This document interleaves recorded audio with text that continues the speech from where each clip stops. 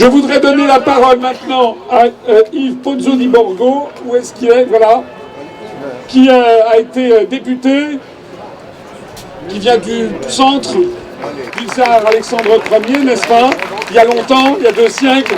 Et Yves Pozzo di Borgo fait partie du dialogue franco-russe, donc qui avait été une structure qui avait été créée par Chirac et Poutine en 2004 et qui maintenant malheureusement est quasiment pestiférée par les médias. Je vous donne la parole. Merci d'être venu. Merci. Bonjour à tous. J'étais sénateur, on n'est pas trop habitué aux réunions comme ça, mais je suis venu parce que je considère que c'est important. Et puis je considère que ce que fait François Asselineau, c'est un de ceux qui analyse le mieux la situation. Alors moi-même, quand j'étais sénateur, c'est moi qui ai fait tous les rapports sur les relations Union européenne-Russie, c'est moi qui suivais la Russie, c'est moi qui suivais l'Ukraine. Je dis, quand j'étais sénateur, c'est moi qui suivais la Russie, c'est moi qui suivais l'Ukraine. J'ai rédigé de nombreux rapports sur les relations Union européenne-Russie. J'étais même avec le président Hollande à Moscou quand il a négocié les accords de Minsk. Je suis allé en Crimée, j'ai fait beaucoup de voyages, je connais bien ces 2 régions et je sais ce qui s'y passe et la réalité.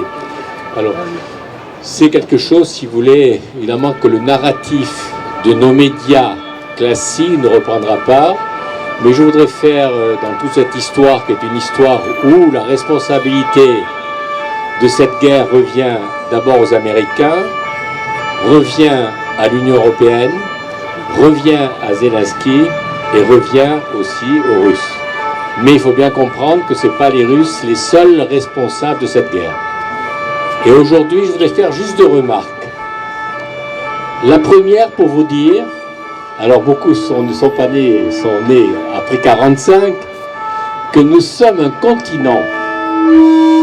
Nous sommes le continent européen. Et que le continent européen, il va de Brest jusqu'à Vladivostok. Mais ce qui se passe depuis la guerre, il y a un concept de géopolitique qui s'est imposé à nos élites, qui s'est imposé à la politique, qui s'est imposé à un narratif de nos journaux, qui est de dire la priorité de la géopolitique européenne et française, c'est le lien transatlantique. Or, ce concept de lien transatlantique, c'est 80 ans de soumission. Et moi, depuis toujours, je dis, remplaçons le lien transatlantique par le lien continental.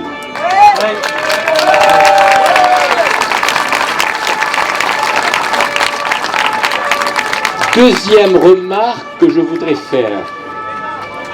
Quand il y a une guerre, c'est le peuple qui meurt. Quand il y a une guerre, ce sont les femmes qui sont les veuves. Quand il y a une guerre, ce sont les enfants qui sont orphelins, comme actuellement en Ukraine. Quand il y a une guerre, c'est vous, les Français, les Ukrainiens qui meurent. Ce n'est pas ceux qui décident de la guerre. On ne vote jamais pour une guerre. En France, nous sommes en guerre depuis 3 ans avec la Russie. On a ce qu'on appelle l'article 35 de la Constitution, qui implique que le Parlement, puisqu'on ne fait pas de référendum, décide la guerre. Depuis 3 ans, nous sommes en guerre avec la Russie. Jamais cet article n'a été appliqué.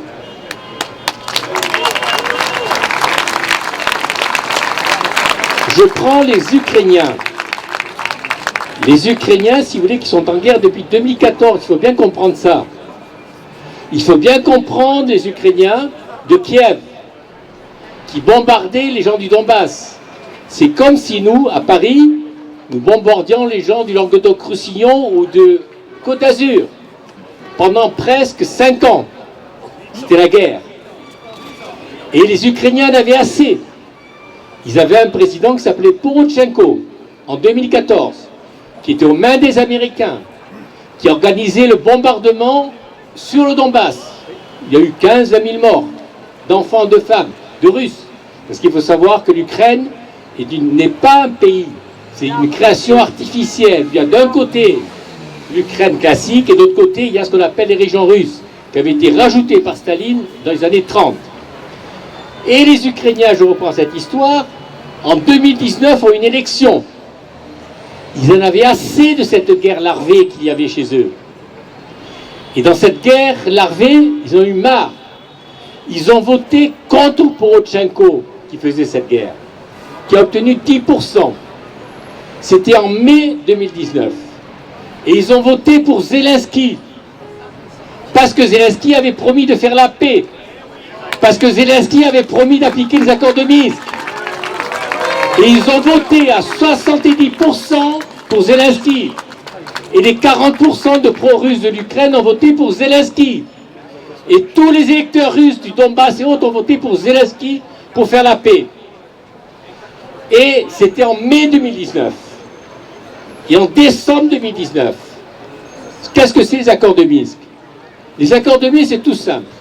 C'est un accord qui était fait entre les gens de Kiev et ce qu'on appelait les séparatistes, qui a été adopté par les 28 pays du Conseil européen en février 2015. Et il y avait deux pays qui étaient les parrains, trois pays qui étaient les parrains de cet accord de Minsk. La France, l'Allemagne et la Russie. Et le président Macron a fait son travail. En 2019, il réunit à Paris, en décembre 2019, 6 mois après l'élection de Zelensky qui avait été élu pour faire la paix, pour faire appliquer les accords de Minsk, il réunit Poutine, Zelensky, Merkel et lui. Donc les 5 responsables des accords de Minsk. Et le président Macron fait son travail. Et il dit à Poutine, est-ce que vous allez appliquer les accords de Minsk? Et Poutine lui dit oui. Et il dit à Zelensky, est-ce que vous allez appliquer les accords de Minsk? Et Zelensky dit non. Et quelques temps après, il dit, je veux reprendre la Crimée et je veux faire la guerre et c'est moi, je vais attaquer la Russie. C'était 2019, décembre 2019. Et d'ailleurs, le président Trump a bien dit que le responsable de cette guerre, essentiellement, c'était Zelensky.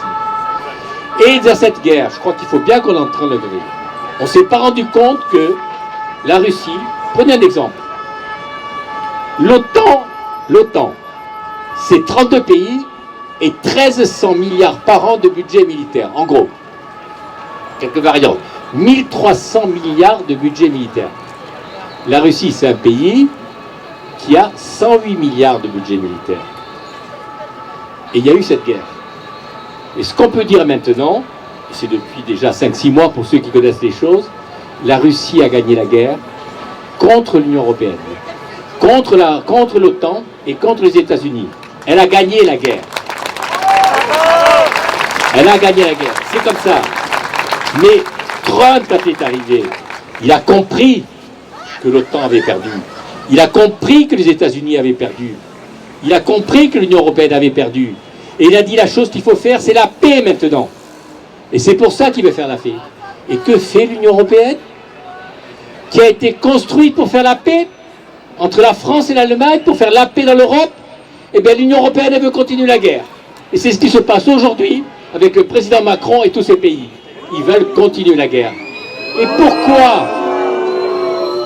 pourquoi ils veulent continuer la guerre? Pourquoi ils veulent continuer la guerre? Évidemment, quand ils disent que la Russie va attaquer, combien de fois moi je suis à la Russie? Combien de fois je suis à la Russie? Mais qu'est-ce que vous voulez qu'on fasse, nous, en Europe? Nous, on a 11 fuseaux horaires. On travaille avec l'Inde, avec la Chine, avec la Russie, tous les pays du monde. Qu'est-ce que vous voulez qu'on fasse, me dit. Moi, je me souviens, avec quelques parlementaires, on avait rencontré le président Poutine, il me dit, mais qu'est-ce que vous voulez que je fasse, moi, en Europe? Déjà, quand les gens du Donbass ont voulu venir en Russie, je dis, non, vous restez en Ukraine. Moi, je ne vous veux pas. Je ne veux pas aller en Ukraine. Et c'est pour ça que j'ai fait les accords de Minsk. C'est ce qu'il a dit. Comment voulez-vous qu'ils viennent? Mais comment peut-on imaginer que les chars russes vont débarquer à Paris? Je crois d'ailleurs qu'il y a un humoriste qui a dit, ils ne viendront pas à Paris parce que la gestion d'Hidalgo, de la circulation, fait qu'ils auront peur de venir. Ça, c'est là. Ça, c'est là. Mais ce que j'en constate, si vous voulez, s'il n'y a pas de risque de guerre, sauf que le problème, c'est quand a commencé la guerre en Ukraine, les Européens ont mis, vous savez quel est le pays qui a eu le plus de sanctions au monde? C'est l'Iran. 5000 sanctions. Et vous savez combien les Européens ont mis de sanctions à la Russie? 30 000 sanctions. Mais quand on fait des sanctions à un pays, ça se retourne contre nous. C'est-à-dire que l'économie maintenant européenne et française, vous allez le voir bientôt, parce qu'on est même au bord du précipice en France au niveau économique. L'économie européenne et l'économie française est très en difficulté, parce que d'abord, l'économie c'est quoi? C'est l'industrie. Et l'industrie c'est quoi? Ben, c'est le gaz, c'est le pétrole. On avait du gaz qui arrivait pas cher de Russie, très bon et pas cher, Eh bien maintenant, je ne peux plus acheter du gaz de Russie. Alors, on achète du gaz intermédiaire, ça fait du gaz russe. On achète du gaz hindou, ça fait du gaz russe. Sauf que de payer à prix normal, on le paye 3-4 fois plus cher. Pareil pour l'EU. On interdit le gaz. On a beaucoup de gaz de schiste en Europe, mais on l'interdit. Alors par contre, les Américains nous vendent le gaz de schiste américain qui est 4 ou 5 fois plus cher que le gaz russe, qui est bien meilleur que le gaz. Voilà la situation dans laquelle on est. Et le problème, pourquoi actuellement ces gens qui se réunissent aujourd'hui avec Macron et avec Merz et avec Steiner, ils se sont rendus compte qu'avec ces sanctions, ils ont provoqué une crise économique en Europe qui ne fait qu'arriver. Et je suis de vous regarder que ça va être très dur pour nous. Et ils disent, on va faire comme on l'a fait aux États-Unis, et c'est vrai qu'aux États-Unis, les États-Unis, c'est un pays qui est puissant économiquement. Pourquoi? Parce qu'ils sont bâtis sur leur industrie militaire, et que depuis 1945, ils sont en guerre tout le temps. Ils ne font pas des guerres pour gagner, ils font des guerres pour faire fonctionner leur complexe militaro-industriel. Et le problème, c'est que nos dirigeants actuels se rendent compte qu'il y a eu un échec terrible avec ces sanctions. Eh bien, ils disent que nous allons faire la guerre pour relancer l'industrie militaro-industrielle européenne. Voilà. Le seul problème, c'est qu'ils décident de mettre 800 milliards. Il faut savoir que si les 800 milliards, 61% de ces 800 milliards, on achète du matériel américain.